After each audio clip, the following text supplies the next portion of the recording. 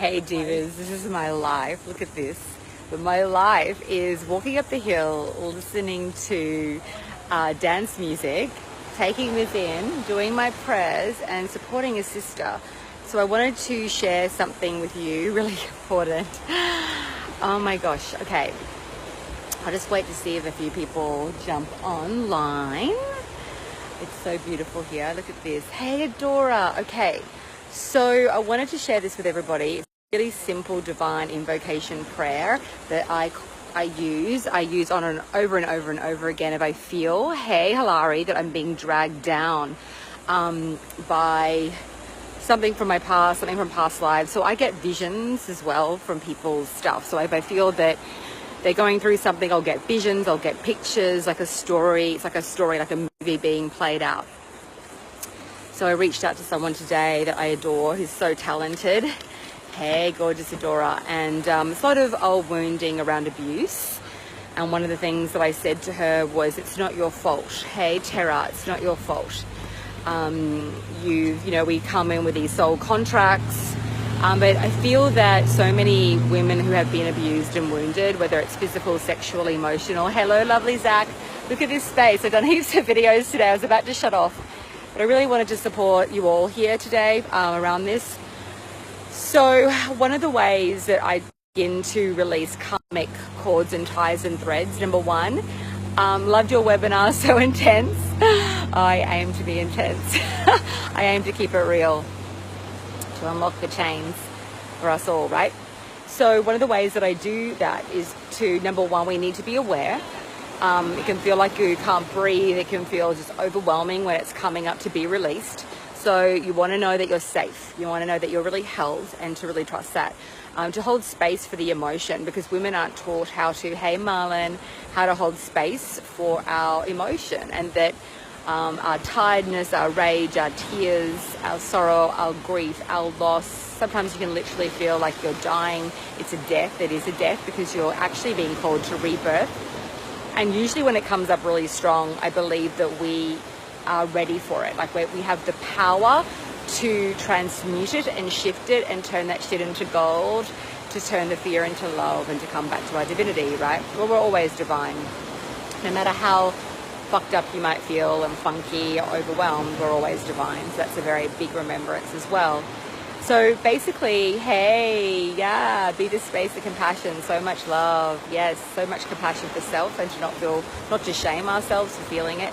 The other part of it for me is like a very simple invocation. You might have your own, you can write your own, you can improve this if you want, but for me it is this. I now release all cords, contracts, threads, obligations, I might have said contracts already, energies, ties, threads that no longer serve me from my past lifetimes, this lifetime, and into future lifetimes now. In this very moment, I now command that I release what is trapped in my subconscious, all the blocks that I cannot fully understand, that I cannot even really see now. Allow me to release them in every single cell of my being as I return home to my divinity and love. Thank you, thank you, thank you, thank you. And so it is. So that's those cords. Hey, Melissa, cords, contracts, obligations, restrictions, the bonds that have been made, right? So that you can restore, transmute, and rise without feeling trapped by that. So especially a lot of the abuse, a lot of the attack. So amen, sister, keep chanting it and chanting it. I usually like to visualize myself. If there's people in your life that you do remember, for this particular person, there's probably a lot of men like lined up, almost like an army around her. That was one of the lifetimes. Hey, Tori. So High Priestess being attacked by a lot of men. So see those men and cut cords through all of them, cut cords, hundreds of cords, and see them being released and returned to loved and dissolved. You can also say, I set myself free from the chains, I forgive myself, and I set others free, because in some way the energetic tie is there. They are sort of bound by that story and that pain as well. So you want to release them as well. So in order to heal a lot of the suffering that I had from my childhood as well, I've had to forgive myself for the perpetuating it through my, like, I didn't know how to get through the suffering, so I kept perpetuating it.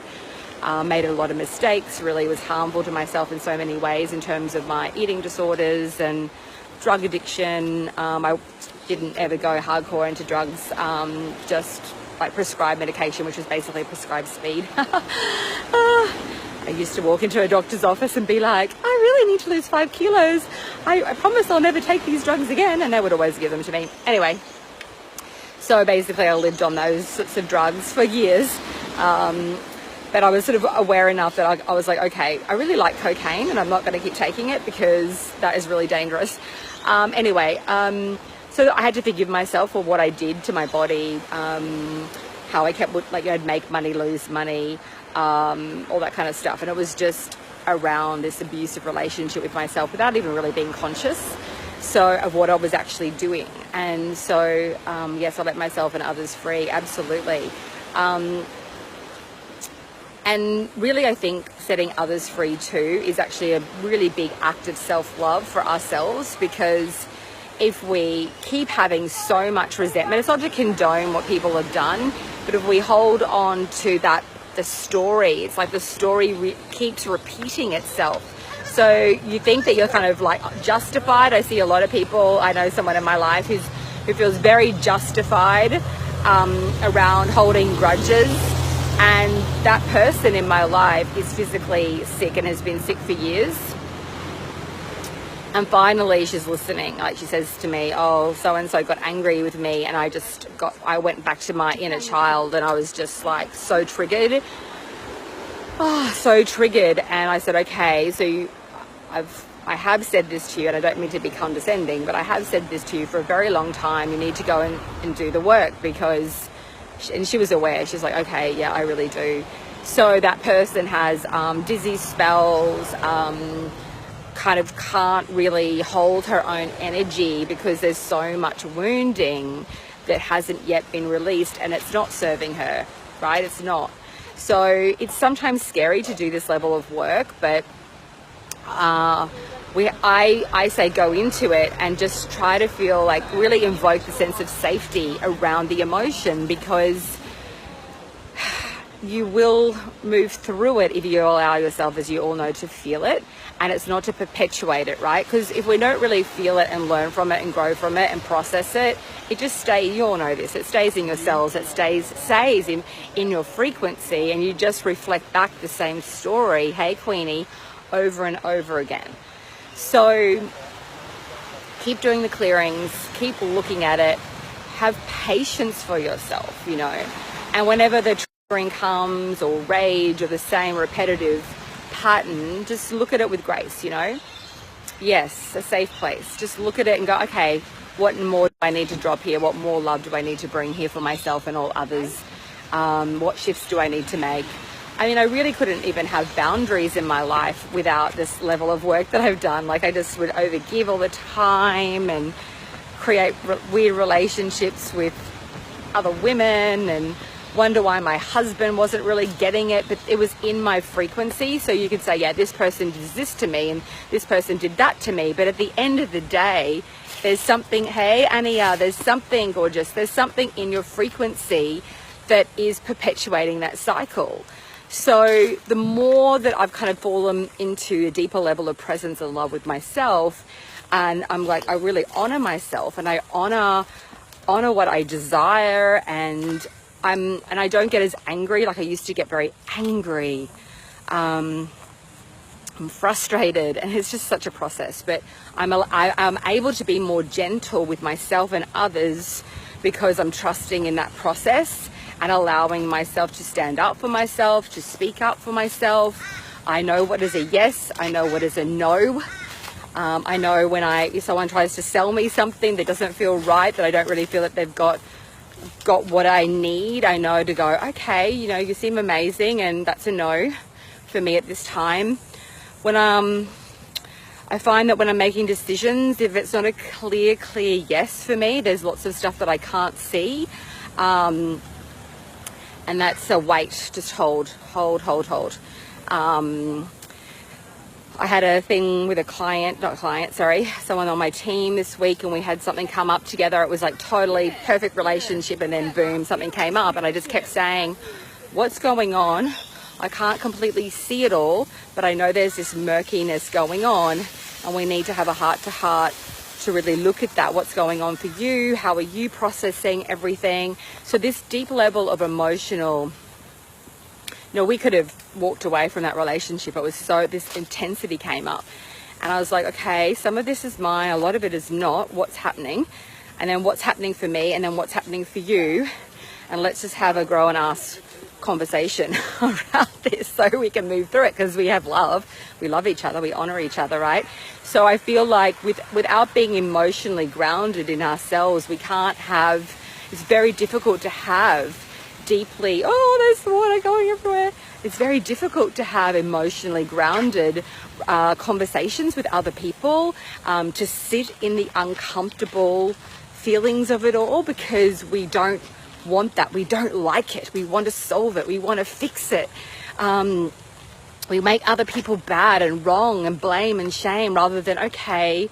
So I had to think about it myself and go, okay, what's happening? Well, I do love this person. I know that her heart's in the right place. Something's going on for her. Something's obviously going on for me too. Otherwise I wouldn't have attracted this. So let's look at it. And I actually will tell you that I had to give up something this week. So I had a little bit of this thing going on within me of, I'm so generous, and I give, and people kind of get that I'm a real full-on strategist, priestess. They sort of don't, and then I give and I give and I show, and I wanted them to do so well. And then, some people just really take advantage of that. They take advantage of me. They see that I'm successful and they try to get more from me. Now, that's not my core, full-on belief, but there was a bit of that belief playing out in this relationship. Okay? And she had a belief about something that completely wasn't true around my relationship with her. It's actually completely the opposite. So it's where we take something and we twist it, and it's not even real, and we make it real through the belief of that story. Yes, emotionally grounding in ourselves, yeah. And having high emotional, really loving, hard, difficult sometimes discussions is one of the most powerful things we can learn to do. It's with clients, with students, with our partners, with our children. It's something that I'm still learning. It's something that I've really learned a lot about over the last, decade. Because I sure as shiz didn't. I would just usually storm off or be like, that's just too difficult, and walk away. It's too difficult. Send you love. I don't want to deal with this anymore. Bye-bye. Which is not, I don't think, that sometimes if it's a toxic relationship, really toxic, then that's probably sometimes the best thing you could possibly do, is to say, I love you, I send you love, I release us both from these cords, change and threads, sending you the best juju, and I'm now moving away from this, okay? But then there's a lot of other relationships that are sacred, that are beautiful, that we could, with a lot more grace and patience for ourselves and others, really move through them and actually rise up. I've actually had couple of really big things with some of my most divine soul sister clients, actually, where there was something that happened and I was just like, this doesn't feel right, this is not, why are you doing that? What's going on for you? Because what you've just said to me and what you're actually, the energy that I'm reading is completely two different things. And I've literally had clients be like, no, that's right. No, I'm not doing that, Ingrid. Blah, blah, blah. No, but I'm like, but you are doing that. This is you're saying one thing and I'm reading a completely different thing. So my thing is, I'm not taking it personally. Why are you doing that? Why? And then this client of mine was like, oh my God, I'm doing that. I'm trying to, be liked, and I'm wanting your approval, and I wanted to give you something, but I don't really feel good about it, and deep down, and why am I doing that? It was to do with scarcity. And she admitted it. And I was saying to someone, you really better know your own mind, and you better be coming from love, so that you don't twist things and you can just have reverence for it and patience for it, especially as a teacher, like if you're being employed by somebody to guide them, you can't take it personally. And then when they tell you that you're full of shit and they sort of reject it a little bit, she didn't say you're full of shit. She's like, oh no, that's not what I'm doing. And I'm like, but I know that it is, because I can feel the vibration, right? I can feel it. I know what's going on already. You can't lie to me. Don't lie to yourself. And you certainly can't lie to me. So what's actually going on? And through those relationships, if a woman doesn't run away, because she could go and run away, and she just started bawling, you know, she was like, oh my God, hey Maria, oh my God, I'm doing that. And that is when we have this radical, beautiful healing, you know. And then I admitted to her, you know, from my highest self, I don't take it personally. And then from my wounded self, like my little child, like makes me want to almost cry. I was really hurt by it. I was a little bit there, right? And then I wanted to tell her that too, to be honest, to say, you know, it would have been nice if you could have just given me something without this weird energetic thing to it. And I don't take it personally, but if I'm really honest with you, there is a little part of me that feels hurt. And then, but I'm not blaming you. I feel more sad for us all when we have that level of fear or scarcity or doing things that we really don't want to do. And I have compassion for you and I have compassion for me, and let's move through it. And that relationship with that person is crystal clear and beautiful, and we've grieved it. She had to look at herself in the mirror. I've looked at myself in the mirror. And when you look at yourself with all your, you know, we all fuck ourselves over. We all have shit. And to look at yourself like that is so potent, right? And it's like a crumbling of the ego. Oh my God, it's flooring sometimes. And you've got to be brave and you've got to be willing to go there. But then in that transformation, well, you have real transformation, not just talking about it and being like, why am I getting what I want in my life? Well, you haven't done the work. You really haven't. What do you think this is? Some sort of joke? Life will just slap you around until you actually really do it.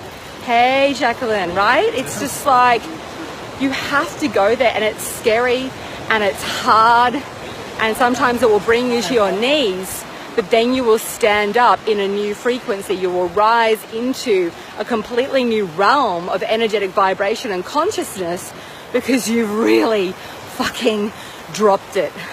Not pretended to and made yourself feel really good about yourself.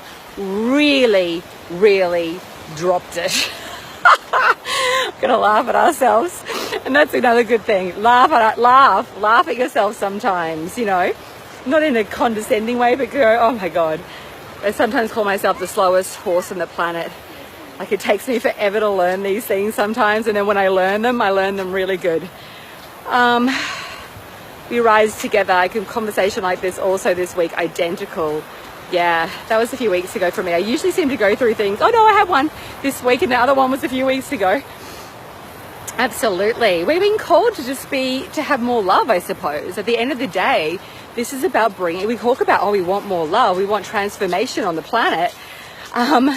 Well, we need to bring more love. And go back to the beginning of this video, if you want to cord clearing, cutting thing. I did this whole past lifetime, present lifetime, future lifetimes, a little process, you know. Yeah, and also the other thing I'll just say, you know, I see a lot of people have said, oh, you know, I was ripped off by this coach, I was ripped off by that coach, this person let me down. I just had someone join my Empress immersion, and she had some coach or something who was a business coach who kind of promised to give her full program, but she only gave her part of the program, and basically just, you know, it really destroyed her faith or whatever. But you've got to stop going on about that too, because you're then saying, I am ripped off, I get ripped off, I have been betrayed, rather than, okay, this has happened, this is what I won't do to myself again. These are the questions I'm going to ask before I invest again. This is what I know that I need and what I'm looking for. So have really, really very clear conversations. When you're looking to work with somebody, hire, whether it's a funnel builder, a Facebook ad strategist, a coach, a healer, a mystic, whatever, a personal trainer, whatever it is, a nanny for your children, whatever it is. Really be clear about what it is you want, and don't put up with something that you don't want, right? Really, really look at it. And if you have unconsciousness around what it is that you really want, go and speak to other people who've hired people that they've been really happy with. Like, what did you really need here? And what was it that you were really happy with it? So that you understand, because sometimes we don't even really know what we need. I just gave my ego a nickname so I could love her and laugh lovingly. Someone saying, I can't see the photo there. Who's that? Tara. Oh, tell us what your nickname is. Maybe I'll call my ego Fancy Pants Bullshitter. Fancy Pants Bullshitter. That's just not that. I hope you can laugh with me. Okay, guys, I'm going to go and put on my earpods and I'm going to listen to some music and I'm going to dance it out.